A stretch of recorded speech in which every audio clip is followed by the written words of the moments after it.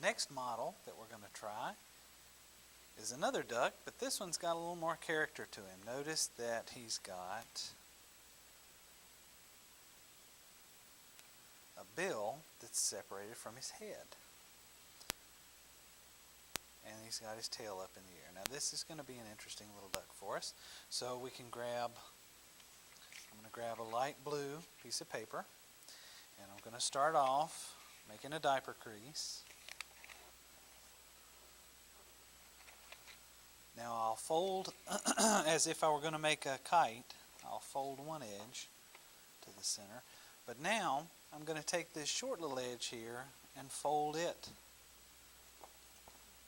to the center. What I've done is I've now got these two edges being the same length. I'll turn it over.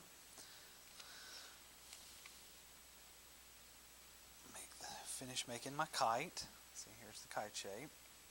But then I'll fold this little edge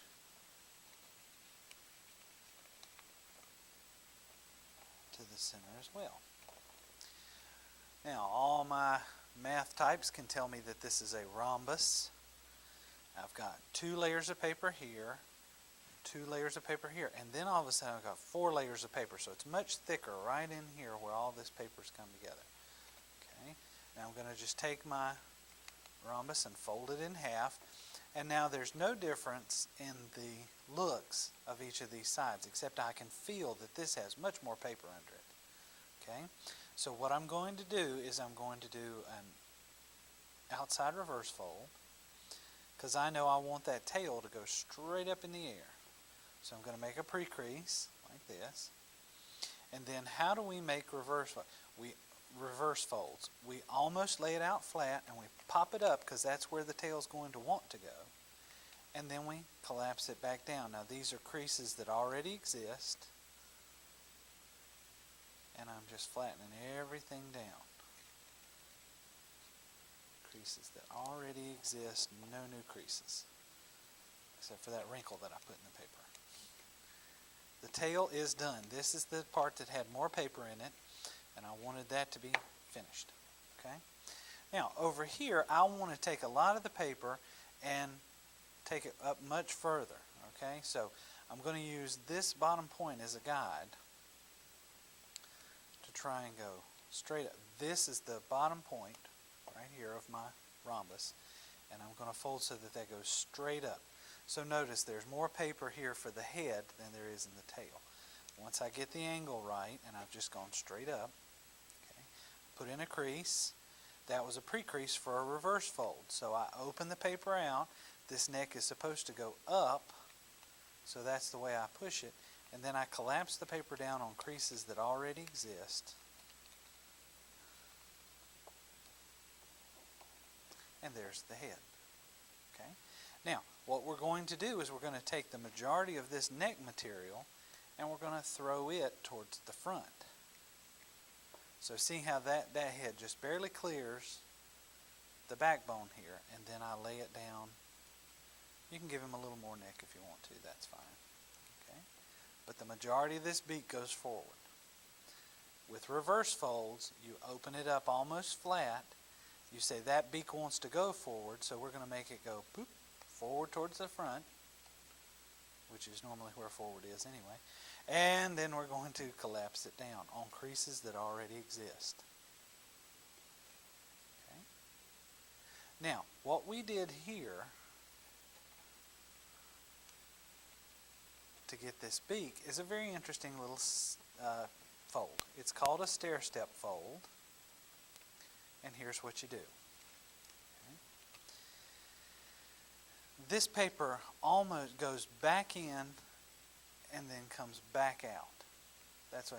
So the whole beak comes in and then part of the beak comes back out. Now we're actually going to do it from underneath. So looking up from the bottom of your bird, spread that beak out. You're going to fold down into the bird and then back out.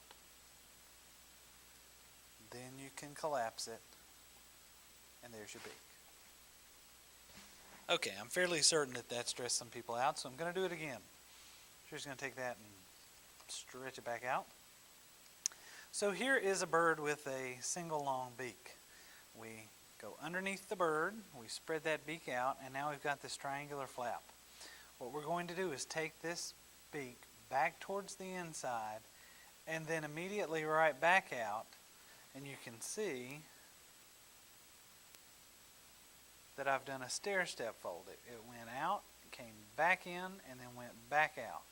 And what that does is it gives the separation between the head and the bill. And actually you can get in here and you can slide this bill around so that it goes down or up or all sorts of different things. Once you get it where you like it, you can just press it in, and there's the head of this duck.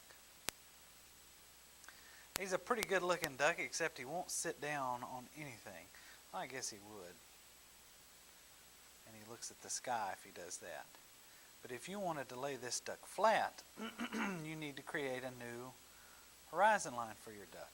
So all that entails is just taking it and folding it back. I'm doing both layers right now. Till you get the presentation that you like. Press in a nice crease.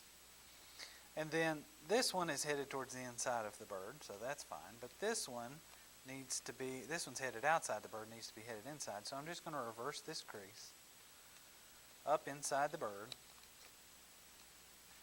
There's the nice horizon line.